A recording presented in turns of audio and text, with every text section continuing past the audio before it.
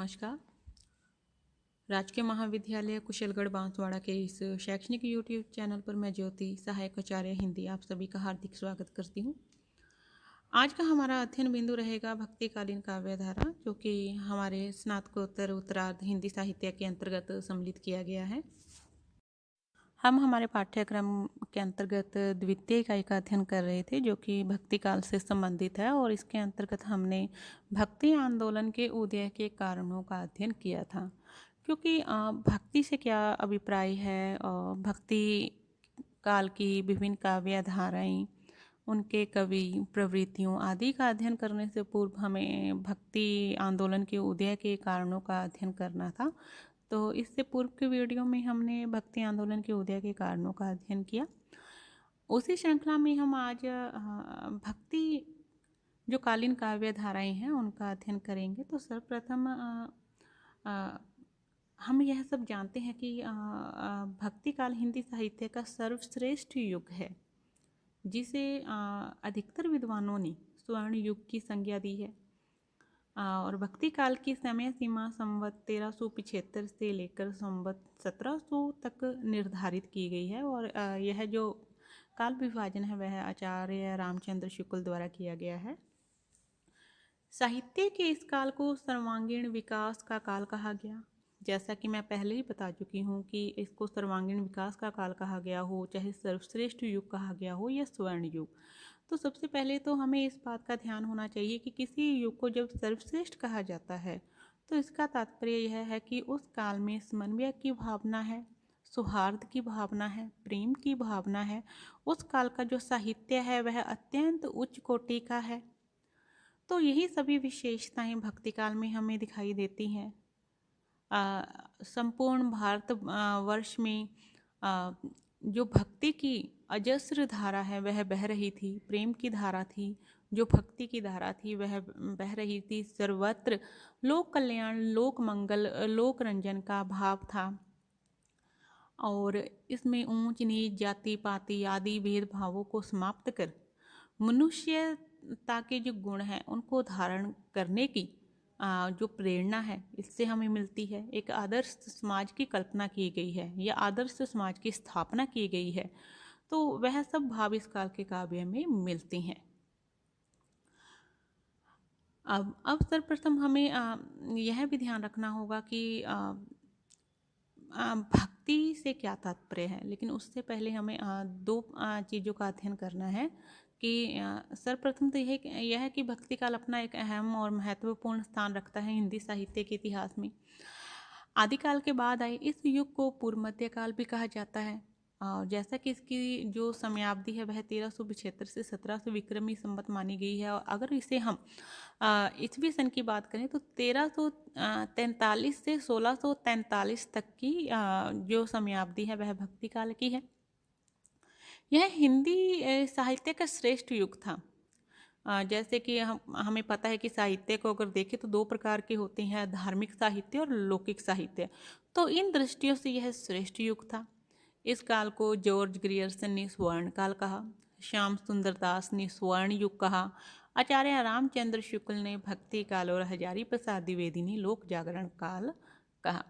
तो यह एक महत्वपूर्ण प्रश्न है। अगर हमसे कोई पूछे कि इस युग को देखिए, सबसे ज़्यादा कहते हैं कि हम संशय की स्थिति में आते हैं जब हमसे प्रश्न पूछा जाता है कि स्वर्ण युग।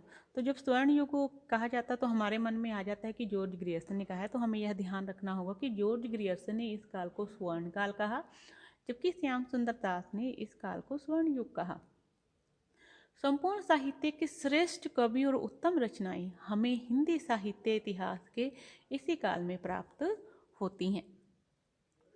दक्षिण में आलवार बंधु नाम से कई प्रख्यात भक्त हुए। इनमें से कई तथाकथित कह सकते हैं कि निम्न वर्ग से भी थे। वे बहुत अधिक पढ़े लिखे नहीं थे, परंतु अनुभवी थे। इसी प्रकार से आलवारों के पश्चात दक्षिण में आचार्यों की एक परंपरा चली, जिसमें रामानुजाचार्य प्रमुख थे।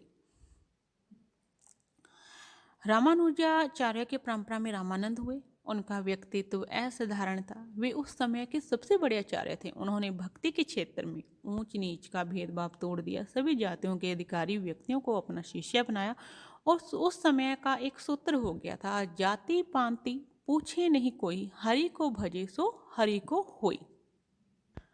रामानंद ने विष्णु के अवतार राम की उपासना पर बल दिया। रामानंद ने और उनकी शिष्य मंडली ने दक्षिण की भक्ति गंगा का उत्तर में प्रवाह किया। समस्त उत्तर भारत इस पुण्य प्रवाह में बहने लगा। भारत भर में उस समय पहुँचे हुए संत और महात्माओं का आविर्भाव हुआ। महाप्रभु बल्वाचार्य जी ने पुष्टि मार्ग की स्थापना की और विष्णु के कृष्ण अवतार की उपासना करने का प्रचार किया। उनके द्वारा जिस लीला गान का उपदेश हुआ उसने देश भर को प्रभावित किया। अष्टछाप के सुप्रसिद्ध कवियों ने उनके उपदेशों को मधुर कविता में प्रतिबिंबित किया। इसके उपरांत माधव तथा निम्बार्क संप्रदायों का भी जन समाज पर प्रभाव पड़ा। साधना क्षेत्र में 2 अन्य संप्रदाय भी उस समय विद्यमान थे। नाथों के योग मार्ग से प्रभावित हो संत संप्रदाय चला, जिसमें प्रमुख व्यक्तित्व संत कबीरदास का था, और अष्टछाप में कह सकते हैं महाकवि सूरदास का। मुसलमान कवियों का सूफीवाद हिंदुओं के विशिष्टाद्वैतवाद से बहुत भिन्न नहीं है। कुछ भावुक मुसलमान कवियों द्वारा सूफीवाद से रंगी हुई उत्तम रचनाएं लिखी, और यह जो सूफीवाद है जो कि निर्गुण काव्य धारा के अंतर्गत भी हमारे आता है, जिसको प्रेम मार्गी काव्य धारा भी कहा जाते हैं, और इसके प्रतिनिधि कवि माने जाते हैं मलिक मोहम्मद जायसी। भक्ति काल के संबंध में एक प्रसिद्ध विद्वान है जिन्होंने अपने विचार व्यक्त किए हैं भक्ति काल के संबंध में कि इनका नाम है शिव कुमार शर्मा। इन्होंने कहा है कि विचारों की उत्तमता, भावना की प्रकृष्टता, काव्य संबंधी उद्देश्य और दृष्टिकोण की उदारता, कला पक्ष और भाव पक्ष की उच्चता, भावनाओं की मधुरता, संगीत की आस्वादनीयता, काव्य रूपों, शैलियों तथा भाषाओं की विविधता, सहज रसनीयता और भारतीय संस्कृति की भास्वरता आदि की दृष्टि से भक्तिकालीन साहित्य अतुलनीय है। कह सकते हैं कि भक्तिकालीन साहित्य प्रत्येक दृष्टिकोण से हिंदी साहित्य का सर्वश्रेष्ठ साहित्य है। भक्तिकाल का साहित्य भारतीय साहित्य के उत्थान का साहित्य है। भक्ति काल को अध्ययन की सुविधा की दृष्टि से या कह सकते हैं कि विषय वस्तु की दृष्टि से 2 भागों में बांटा गया है, और इन 2 भागों को पुनः 2 भागों में बांटा गया है। तो इस प्रकार से जो भक्ति काल के 2 भाग हैं वह है निर्गुण काव्य धारा और सगुण काव्य धारा।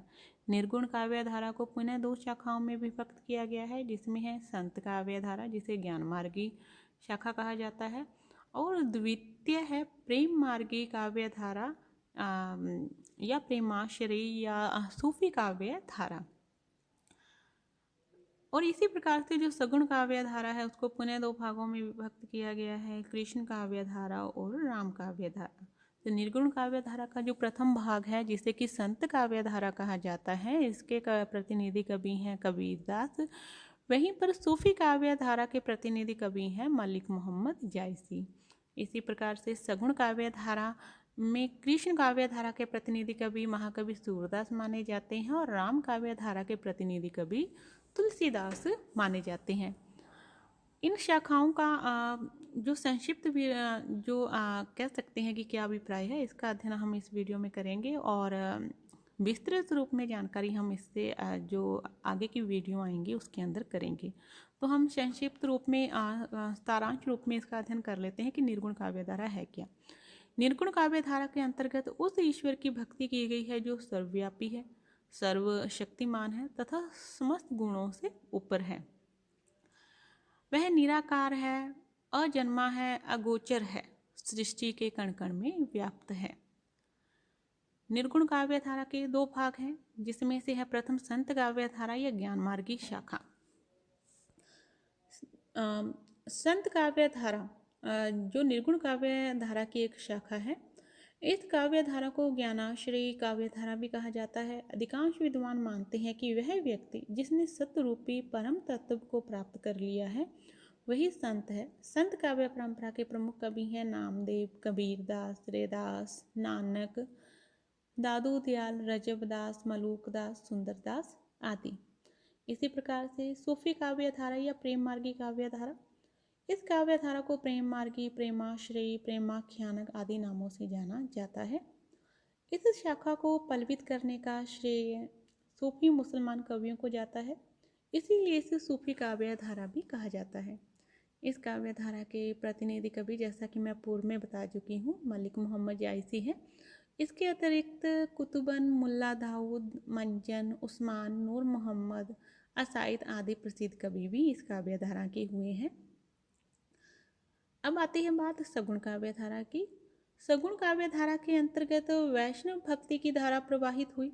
इसमें भगवान विष्णु के राम और कृष्ण के रूप में अवतारों की महिमा का वर्णन मिलता है। इस आधार पर सगुण काव्य धारा को भी दो भागों में विभाजित किया गया है। सर्वप्रथम है कृष्ण काव्य धारा। भक्ति काल के सगुण भक्ति काव्य धारा में कृष्ण काव्य का विशेष महत्व है। इस काव्य धारा में कृष्ण के लोक रंजक रूप व माधुर्य से पूर्ण लीलाओं का चित्रण किया गया है। यह काव्य कृष्ण के प्रति प्रेम की गहन अनुभूति का काव्य है। इस काव्य धारा के प्रतिनिधि कवि हैं सूरदास। राम काव्य धारा के कवियों ने विष्णु के अवतार राम की उपासना को अपना आराध्य बनाया है। राम भक्ति साहित्य में राम के लोक रक्षक, मर्यादा पुरुषोत्तम तथा परब्रह्म स्वरूप के साथ शील, शक्ति और सौंदर्य के समन्वय को प्रस्तुत किया गया है। राम काव्य परंपरा के अध्ययन से ऐसा अनुमान होता है कि राम भारतीय संस्कृति के भावनायक हैं। इस काव्य धारा के प्रतिनिधि कवि हैं तुलसीदास।